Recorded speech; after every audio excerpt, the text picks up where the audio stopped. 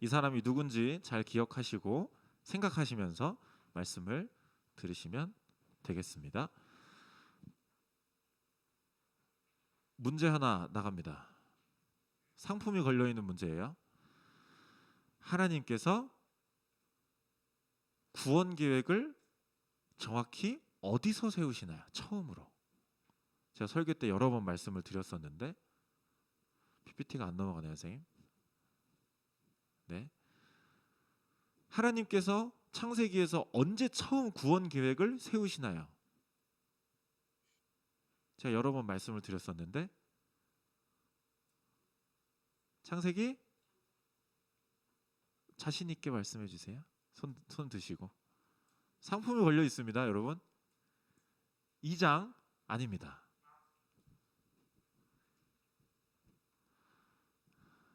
아무도 못 맞추시는 것 같으니까 창세기 1장으로 한번 여러분들 다 같이.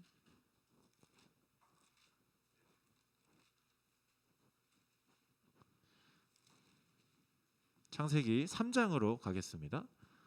3장으로 가주시면 3장 몇 절이죠? 15절입니다. 여러분 3장 15절을 여러분들이 잘 기억하시기 바랍니다. 하나님께서는 구원 계획을 3장 15절에서 처음으로 세우십니다. 기억하시고 다시 창세기 12장으로 넘어오셔서 저를 보시면 되겠습니다. 하나님께서는 여자의 후손을 통해서 뱀의 후손의 머리를 상하게 하겠다. 기억나시죠? 그 말씀을 하나님께서는 창세기 3장 15절에 해주셨어요. 그리고 가인과 아벨 이후에 누구를 통해서 이 구원의 계획이 이어지죠? 누구? 가인이 쫓겨나고 아벨이 죽고 나서 어떤 아들을 주시죠? 셋을 주십니다. 셋을 통해서 이어져요. 그 다음에는 노아의 방주를 통해서 다 끝나고 노아를 통해서 이어주십니다. 그 다음에는 노아의 아들 셈, 함, 야벳 중에서 누구? 셈을 통해서 이루어 주십니다. 여기까지가 우리가 지난주까지 들어온 내용이에요. 여기까지가 몇 장으로 마무리가 되죠? 오늘 12장이니까 11장까지 이 셈의 이야기가 마무리가 됩니다. 여러분이 12장을 이렇게 쭉 읽으시면 이 전과는 좀 다른 느낌을 받으실 수 있으세요. 약간 예를 들어서 예를 들어 태종태세 문단세 쭉 진행하잖아요. 태종태세 문단세 그 다음 뭐죠? 누구죠? 저도 오래돼서 기억이 잘 안 나는데 예성연중 임명선? 예성연중 임명선? 네, 그렇게 진행이 되죠. 근데 만약에 이게 쭉 진행되다가 갑자기 한 왕한테 집중을 하는 거예요. 선 그 다음에 광해군인데 광해군 이야기를 쭉 갑자기 하는 거예요. 그러니까 이런 왕이 있었다 쭉쭉쭉쭉 이야기하다가 갑자기 이 왕에 대한 이야기를 확 하는 거예요. 이런 흐름과 이 창세기 11장 12장 넘어가는 이 흐름이 똑같다라는 거예요. 11장까지는 구원의 계획을 세우시고 셈, 셋, 노아, 셈 이렇게 구원 계획을 쭉 이루시고 노아의 방주까지 그 다음에 바벨탑 사건이 사건으로 이어져요. 그 다음에 12장부터는 갑자기 아브라함의 이야기를 자세하게 하기 시작하시는 거예요. 그 다음에는 아브라함이 이어지는 겁니다. 당연히 구원 계획은 누구를 통해서 이어지는 거죠? 아브라함을 통해서 이루어지는 거죠. 이 여러분들이 창세기의 흐름을 잘 이해하시기 바랍니다. 구원 계획이 이어지고 있다. 결국엔 누구가 이 구원 계획을 마무리하실까요?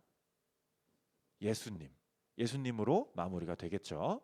그 흐름을 창세기 1장부터 여러분들이 잘 이어서 가고 계시길 바랍니다. 자, 그러면 아브라함에 대해서 우리가 한번 볼 텐데 아브라함의 별명이 뭐죠? 믿음의 조상입니다. 저를 보시고 왜 믿음의 조상인지 말씀드릴게요. 지금 아브라함을 이스라엘인이랑 아랍인이랑 이 두 민족은 실제로 아브라함을 자신의 조상이라고, 실제적인 육체적인 조상이라고 생각을 하고 있어요. 이 두 민족을 합치면 한 5억 명 정도 됩니다. 아랍인이랑 이스라엘인이랑 5억 명 정도 돼요. 그 다음에 이슬람교가 있잖아요. 이슬람교의 창시자를 누구로 생각할까요? 믿고 있을까요? 오늘 나온 사람 아브라함을 이슬람교의 창시자로 생각하고 있어요. 그러니까 자신의 영적인 아버지를 아브라함으로 생각하고 있다라는 거죠. 이슬람은 몇 명일까요? 13에서 한 16억 명 정도 돼요. 이 두 민족 합치면 몇 명이에요? 21억 명, 뭐 18억 명, 21억 명 정도 되겠죠? 우리 그리스도인들도 믿음의 조상이라고 인정을 하고 있습니다.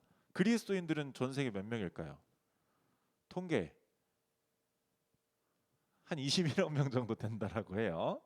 21억 명. 합치면 몇 명이에요? 40억 명 정도 돼요. 전 세계 인구가 몇 명일까요, 지금? 78억 명 정도 돼요. 40억 명이면 반 이상. 반 이상이 영적으로든 육체적으로든 아브라함을 자신들의 조상이다. 믿음의 조상이다라고 인정을 하고 있는 거예요. 이것만 이렇게 그냥 좀 이렇게 봐도 아브라함은 믿음의 조상이 맞는 것 같아요. 너무나 많은 이 전 세계의 절반 이상의 인구가 아브라함을 믿음의 조상이라고 생각을 하고 있어요. 그 아브라함이 믿음의 조상이 되는 시작을 우리는 오늘 보고 있는 겁니다. 40억 명이 인정하는 믿음의 조상의 시작을 오늘 우리는 보고 있는 거예요.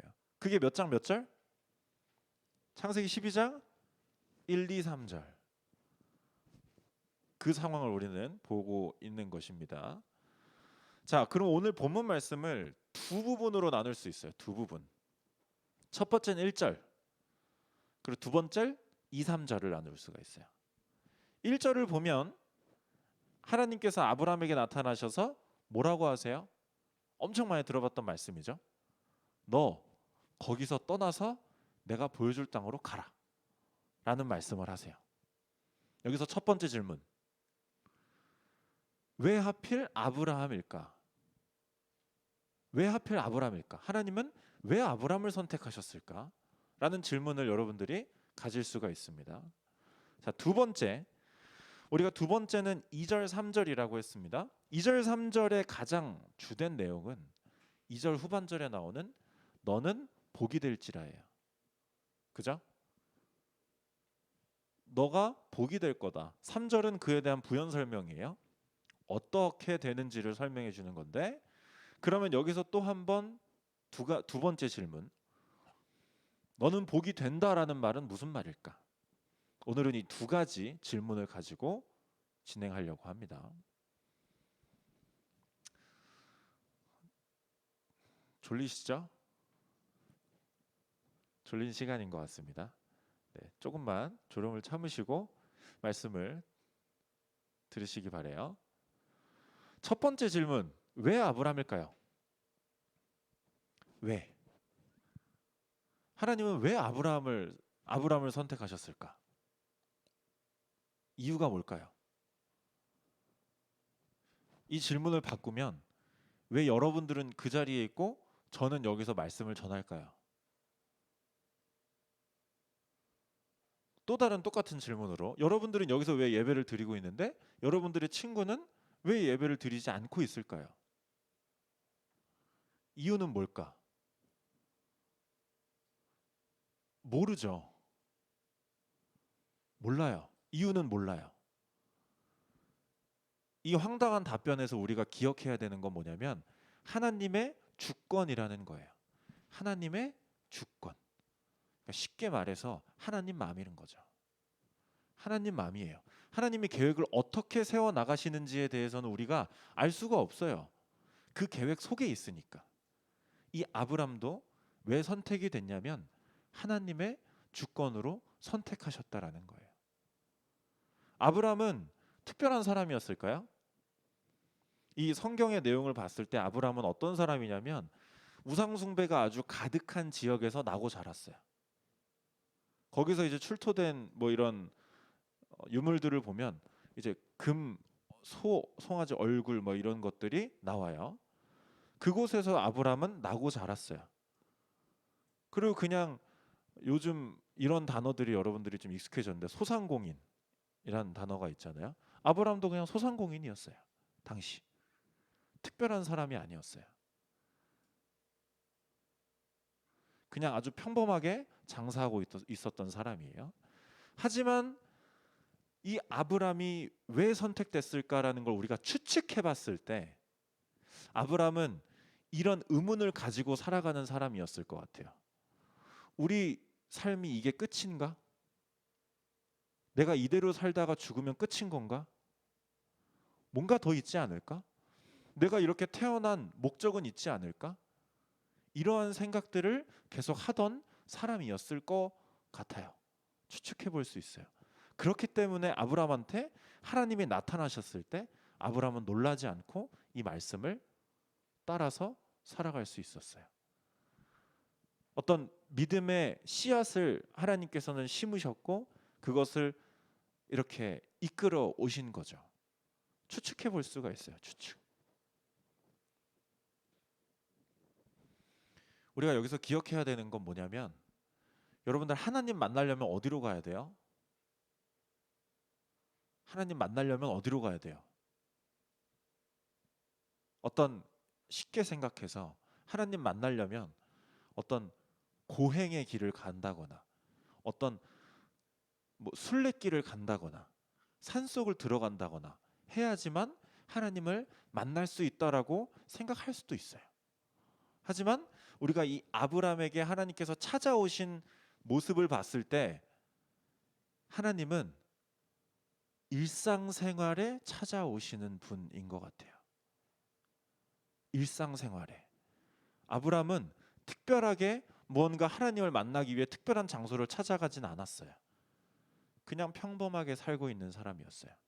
어떤 의문을 가졌을 수도 있고 그러한 상황에서 하나님은 아브람을 찾아주세요. 우리가 기억해야 되는 건 여러분들 특별한 데 가서 하나님 만나려고 하는 생각을 좀 버리시기 바랍니다. 지금 이 예배도 여러분들에게는 일상이에요. 졸린 이 시간, 재미없는 이 시간, 그리고 여러분들이 살아가는 그 일주일의 시간, 일상이에요. 그 일상 가운데 하나님은 여러분들을 찾아오신다라는 걸 여러분들이 기억하셔야 됩니다. 여기서 우리가 집중하고 넘어가야 될 문장이 있는데 바로 1장 후반절에 있는 내가 내게 보여줄 땅으로 가라 라는 문장이에요. 하나님이 갑자기 아브라함에게 나타나셔서 아브라함에게 첫 번째로 하신 말씀이 가라. 그냥 가라 라고 하시는 말씀이었어요. 어떤 의문이 들어요? 하나님이 아브라함의 믿음을 시험하신 건가? 그 전에 나타나지도 않으셔놓고 갑자기 가라고 하는 게 무슨 의미가 있는가? 갑자기 하나님 여러분들에게 나타나셔서 가라라고 하면 어떤 의미예요? 그거는 그냥 진짜 거기를 떠나라라는 의미예요? 아니면 가면 뭐 어떻게 해준다라는 의미예요? 어떤 의미예요? 여기서 우리가 알 수 있는 하나님께서 나타나셔서 아브라함에게 말씀하신 이 말씀의 의미, 가라라고 하신 말씀의 의미는 어떠한 삶의 방식의 전환을 뜻해요. 무슨 말인지 알겠어요? 아브라함은 지금까지 어떻게 살아왔을 것 같아요? 본인의 삶의 방식으로 살아왔겠죠? 자기가 나고 자란 곳에서 자기가 배웠던 것들, 그 다음에 아버지한테 배웠던 것들을 가지고 자신의 신념, 자신의 생각을 가지고 살아왔을 거예요. 일반적으로. 그런데 처음으로 하나님께서 나타나셔서 아브라함에게 보여줄 땅으로 가라라고 해요. 그러면 이거는 지금까지의 너의 삶의 방식대로 결정해온 결정대로 결정하지 말고 새로운 결정을 내려봐라. 믿음의 결정을 내려봐라. 알고 있던 결정 말고, 알고 있던 기준 말고, 그런 의미를 뜻해요. 그 다음에 이 12장 1절부터 아브람은 하나님의 말씀대로, 하나님이 가라고 하신 그 말씀대로 살아가요. 그러니까 삶의 방식에 전환이 이뤄진 거예요. 아브라함은 이제 자신의 방식대로 살다가 하나님의 말씀대로 살아가는, 믿음의 방식대로 살아가는 사람으로 변한, 그런 삶의 방식의 변환이 이 12장 아브라함의 이야기라는 겁니다. 그러니까 우리가 쉽게 생각해서 아브라함이 이제 동네에서 떠났구나라는 게 아니라, 아브라함은 지금까지 살던 삶의 방식이 아니라 캄캄한, 내가 이렇게 하면 이렇게 되겠지, 이렇게 하면 이렇게 되겠지, 내가 저 목표점을 딱 찍어놓고 내가 저길로 가야지 라는 삶의 방식으로 살아왔어요. 그런데 이제는 앞에 있는 목적이 사라지고 내가 앞으로 너한테 보여줄 땅으로 가라, 믿음으로 선택해라, 이 길을 가게 되는 거예요. 이 12장 1절부터 삶의 방식의 전환이 이루어졌다라는 겁니다. 자, 두 번째 질문이 뭐였죠? 복이 된다라는 건 무슨 말일까? 복이 된다라는 건, 여러분들이 결국 원하는 건 뭐예요? 인간이 원하는 건 뭐예요? 결국 원하는 건 뭐예요? 궁극적인 목적이 뭐예요? 성공 또는 행복 또는 뭐 가정의 평화, 뭐 원하는 것을 이루는 것들, 이런 것들이잖아요. 이런 것들을 통틀어서 우리는 뭐라고 불러요? 복이라고 불러요. 복 받는다, 복 받고 싶다 라는 걸 뜻해요. 그러니까 사람은 그 복을 향해서 달려간다라는 뜻이에요. 이 말을 조금 바꾸면 복에 매여 사는 거예요. 내가 복을 지배하는 거예요? 복이 나를 지배하는 거예요? 내가 복한테 지배당하면서 살고 있는 거예요. 그 목적이 있기 때문에. 복 아래에서 사는 삶을 우리의 인간의 삶이라는 거예요. 그렇게 말해요. 그런데 여기서 하나님께서는 아브라함에게 뭐라고 말씀하시냐면, 너는 복 그 자체가 된다. 복 그 자체가 된다. 그래서 3절에 보면 너를 축복하는 자에게는 내가 복을 내리고 너를 저주하는 자에게는 내가 저주한다. 그러니까 너는 복 그 자체가 된다 라고 말씀하시는 거예요. 이게 무슨 뜻이냐면, 저를 보세요. 이제는 복 아래에서 복에 매여 살던 사람이 복을 지배하는 사람이 된다. 너 인간의 삶에서 진정한 자유를 맛보게 될 것이다 라는 말씀이에요. 믿음을 따라 살아가려면 어떤 삶의 방식이 바뀌어야 되는 거예요? 내가 복을 따라 살아갔지만 이제는 내가 복 그 자체가 되어서 하나님께서 허락하시는 진정한 자유를 느끼는, 그러한 자유 안에서 살아가는 것이 복이 된다라는 말씀의 뜻이라는 겁니다.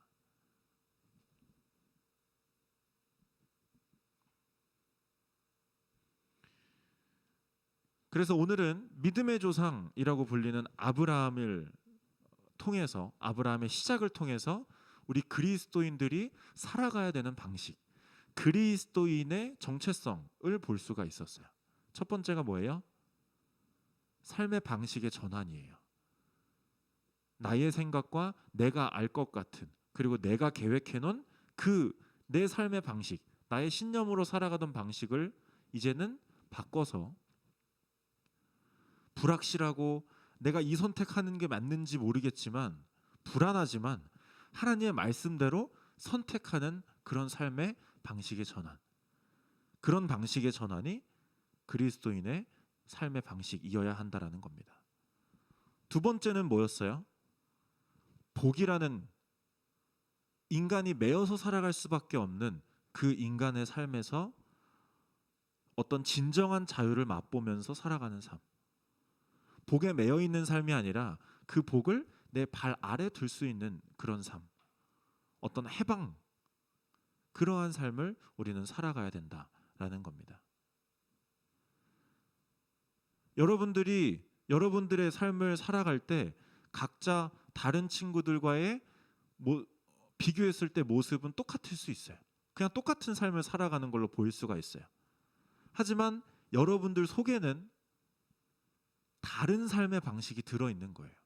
또 복에 매여서 살아가는 게 아니라 내가 복을 발 아래 두고 지배하면서 살아가는 그런 삶이 여러분 속에는 들어가 있는 거예요.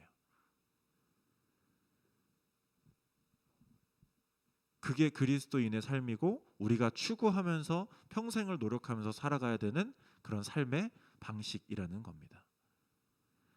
그래서 여러분들이 아브라함이 믿음의 여정을 시작했던 이 순간처럼 삶의 방식이 여러분들의 살면서 점점 변화되고 또한 그 변화되는 삶 속에서 하나님이 주시는 그 축복과 그 십자가의 축복 아래에서 진정한 해방감을 느끼면서 살아갈 수 있는 사람들이 됐으면 좋겠어요.